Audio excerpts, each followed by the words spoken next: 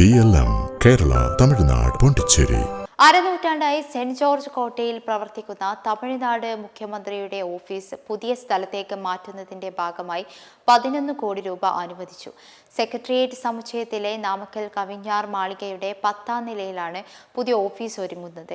മുഖ്യമന്ത്രിയുടെ office, private സെക്രട്ടറിമാരുടെ മുറികൾ, കോൺഫറൻസ് ഹാൾ എന്നിവ ഉൾപ്പെടുന്ന സമുച്ചയമാണ് സജ്ജമാക്കുക.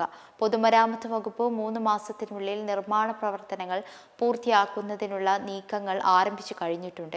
ഇതിനൊപ്പം സെക്രട്ടേറിയറ്റിലെ മറ്റു മന്ത്രിമാരുടെ ഓഫീസുകളും നവീകരിക്കുന്ന നടപടികൾ പുരോഗമിക്കുന്നുണ്ട്. കഴിഞ്ഞ 60 വർഷത്തിലേറെയായുള്ള ചരിത്രത്തിൽ ആദ്യമായാണ് ഇത്തരമൊരു സ്ഥലമാറ്റം തമിഴ്നാട്ടിൽ നടക്കുന്നത്. സ്ഥലപരിമിതിയും ഭരണപരമായ ആവശ്യങ്ങളുമാണ് സർക്കാർ ഈ മാറ്റത്തെ ന്യായീകരിച്ച് ചൂണ്ടിക്കാണിക്കുന്നത്. മുഖ്യമന്ത്രിയുടെ ഓഫീസിലെ ജീവനക്കാരുടെയും ദിവസേന എത്തുന്ന സന്ദർശകരുടെയും ജനപ്രതിനിധികളുടെയും വർധനവും സ്ഥലപരിമിതിയുമാണ് സ്ഥലമാറ്റത്തിന് കാരണമായി അധികൃതർ പറയുന്നത്. പുതിയ ഓഫീസ് അന്താരാഷ്ട്ര നിലവാരത്തിൽ പുനർരൂപകൽപ്പന ചെയ്യുവാനാണ് ഒരുങ്ങുന്നത്. അതേസമയം TVKയുടെ അംഗസംഖ്യ വർദ്ധിച്ചു വരികയാണ്.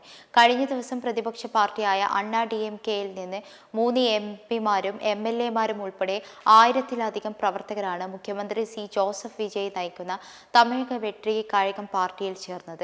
ചെന്നൈ പനയൂരിലെ TVK ആസ്ഥാനത്ത് നടന്ന സ്വീകരണ ചടങ്ങിലാണ് നിരവധി നേതാക്കൾ TVK അംഗത്വം സ്വീകരിച്ചത്. TVK ജനറൽ സെക്രട്ടറിയും മന്ത്രിയുമായ N. ആനന്ദിന്റെ നേതൃത്വത്തിലായിരുന്നു ചടങ്ങ്.